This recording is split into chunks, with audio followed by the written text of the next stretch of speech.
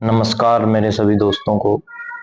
जैसा कि हम सभी को पता है, अभी आने वाले महीनों में यूपी पीसीएस और बिहार पीसीएस का एग्जाम है और इनके अलावा और भी बहुत से केंद्र के और स्टेट के एग्जाम है, जिनको मद्देनजर रखते हुए हमने एक छोटी सी सीरीज निकाली है जिसमें हम केंद्रीय बजट और इसके अलावा और भी छोटे छोटे टॉपिक डिस्कस करेंगे। तो इसी कड़ी में आज हम केंद्रीय बजट पर चर्चा करने आए हैं। केंद्रीय बजट के सभी महत्वपूर्ण पॉइंट्स को हमने सिनॉप्सिस के रूप में लिखा हुआ है और उनको हम यहाँ पर चर्चा करेंगे, जिससे कि आपकी तैयारी और बेहतर हो और आप कम समय में अधिक से अधिक चीजें रिवाइज कर सकें। तो देखिए आज का केंद्रीय बजट। सबसे पहले हम देखेंगे केंद्रीय बजट।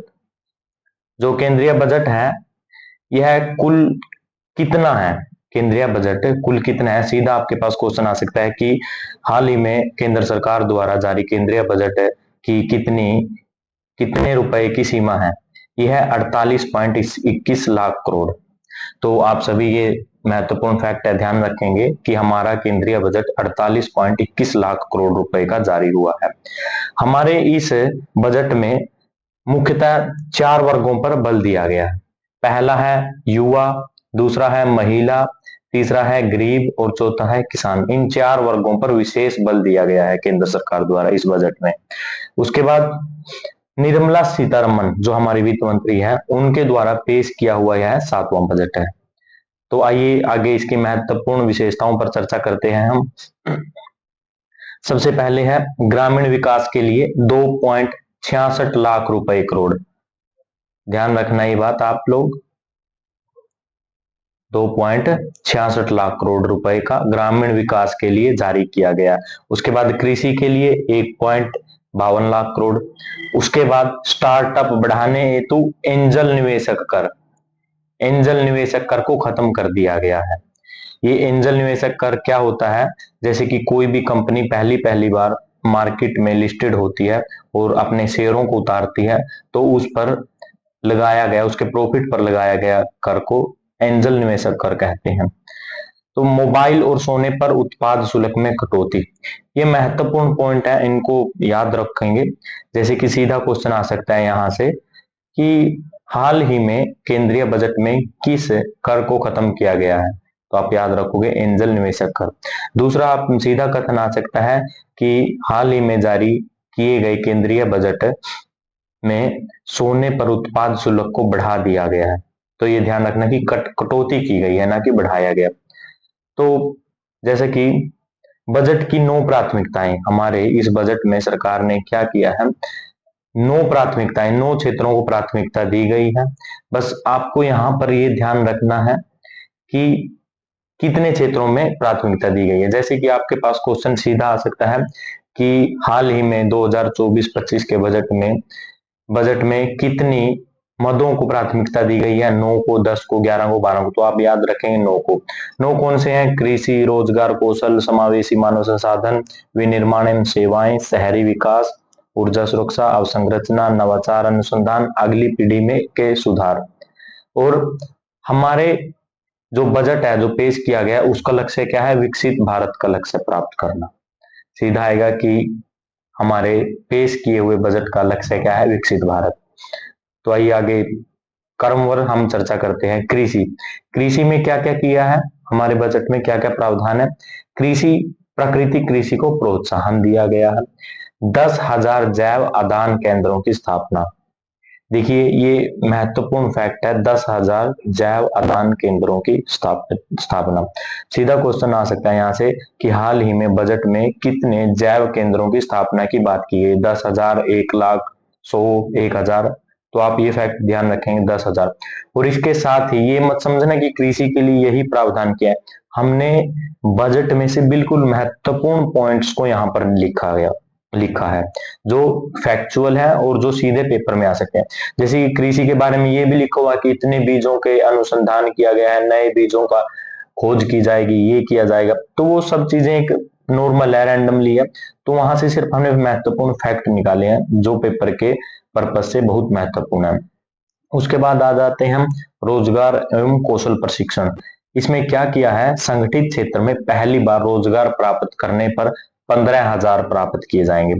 जैसे कि कोई व्यक्ति पहली बार संगठित, न कि असंगठित, ये ध्यान रखना, संगठित क्षेत्र में पहली बार रोजगार प्राप्त करता है तो उसको 15,000 रुपए दिए जाएंगे और वो 3 किस्तों में जाएंगे। इसके साथ ही 5 वर्ष में, इसके साथ ही क्या है, 5 वर्ष में 20 लाख युवाओं को कौशल प्रदान किया जाएगा। ये महत्वपूर्ण बात है इसकी। उसके बाद है समावेशी मानव संसाधन विकास। ये देखिए, ये बहुत इंपॉर्टेंट फैक्ट है, ध्यान रखना। पूर्वी क्षेत्र के लिए, पूर्वी क्षेत्र का मतलब पूर्वोत्तर क्षेत्र नहीं है। पूर्वी क्षेत्र का मतलब है बिहार, झारखंड, पश्चिम बंगाल, उड़ीसा, आंध्र प्रदेश। इन 5 स्टेट के लिए सरकार ने योजना लाई है, पूर्वोदय योजना। कौन सी योजना? पूर्वोदय योजना। इस योजना में क्या करेगी सरकार? इस योजना के माध्यम से इन 5 राज्यों का समावेशी विकास करेगी। तो ध्यान रखेंगे, पूर्वोदय योजना में कौन कौन से राज्य आते हैं? बिहार, झारखंड, पश्चिम बंगाल, उड़ीसा, आंध्र प्रदेश। उसके बाद है गया में औद्योगिक केंद्र का विकास किया जाएगा। आंध्र प्रदेश में पोलावरम सिंचाई परियोजना को अतिशीघ्र पूरा किया जाएगा। पीएम आवास योजना, पीएम आवास योजना में 3 करोड़ अतिरिक्त मकान निर्माण किए जाएंगे। पूर्वोत्तर क्षेत्र में भारतीय भुगतान बैंक की 100 से अधिक शाखाएं स्थापित की जाएंगी। ये ध्यान रखना, सीधा क्वेश्चन आ सकता है यहां से कि पीएम आवास योजना के तहत कितने अतिरिक्त मकान निर्माण का लक्ष्य रखा गया है हमारे बजट में? तो क्या है? 3 करोड़। उसके बाद है पूर्वोत्तर क्षेत्र में भारतीय भुगतान बैंक की 100 से अधिक शाखाएं स्थापित करने का लक्ष्य रखा गया। उसके बाद आते हैं विनिर्माण एवं सेवाएं। इसमें क्या किया है सरकार ने? एमएसएमई के लिए ऋण गारंटी योजना के तहत आवधिक ऋण की सुविधा, कौन से? आवधिक ऋण की सुविधा प्रदान की गई है। और मुद्रा योजना के तहत तरुण ऋण, जैसे मुद्रा योजना थी, इसमें 3-4 प्रकार के ऋण होते थे, उसी में एक कैटेगरी है तरुण ऋण। तरुण ऋण की सीमा पहले थी 10 लाख, लेकिन वर्तमान समय में 20 लाख रुपए कर दी गई है। इसकी सीमा बढ़ा दी गई है। इंटर्नशिप योजना, इंटर्नशिप योजना के तहत जो छात्र किसी कार्य में कार्यरत होंगे तो उनको 5,000 रुपए प्रति माह भत्ता प्रदान किया जाएगा। ठीक है। उसके बाद राष्ट्रीय औद्योगिक कॉरिडोर कार्यक्रम के तहत 12 औद्योगिक पार्कों की स्थापना। इंपॉर्टेंट फैक्ट है, इसको याद रखोगे कि कितने औद्योगिक पार्कों की स्थापना की बात कही गई है 2024-25 के बजट में? राष्ट्रीय 12 औद्योगिक पार्कों की। शहरी विकास के लिए क्या कार्य किया? 5 वर्षों में प्रत्येक वर्ष चुनिंदा शहरों में 100 स्ट्रीट फूड हब विकसित किए जाएंगे। मतलब 5 वर्ष में हर साल एक शहर को चुन लिया जाएगा और उसमें 100 स्ट्रीट फूड हब विकसित किए जाएंगे। उसके बाद ऊर्जा सुरक्षा के तहत क्या है किया गया है कि पीएम सूर्य घर मुफ्त बिजली योजना के तहत 300 यूनिट मुफ्त दी जाएंगी। ये सीधा क्वेश्चन आ सकता है आपके पेपर में कि हाल ही के बजट में केंद्र सरकार ने कितने यूनिट मुफ्त देने की बात की गई है? तो कितनी है? 300, याद रखेंगे। छोटे और मॉड्यूलर परमाणु रिएक्टरों की स्थापना पर बल दिया गया है। अंतरिक्ष अर्थव्यवस्था हेतु 1,000 रुपए का वेंचर कैपिटल फंड की स्थापना की गई है। ध्यान रखेंगे, कितने? अंतरिक्ष अर्थव्यवस्था हेतु 1,000 करोड़ का वेंचर कैपिटल फंड की स्थापना की गई है। उसके बाद है अगली पीढ़ी के सुधार। उसके बाद है अवसंरचना। अवसंरचना में क्या किया जाएगा? अवसंरचना निवेश हेतु बजट में 11,11,111 करोड़ का प्रावधान किया गया। ये बहुत महत्वपूर्ण फैक्ट है, इसको याद कर लीजिए।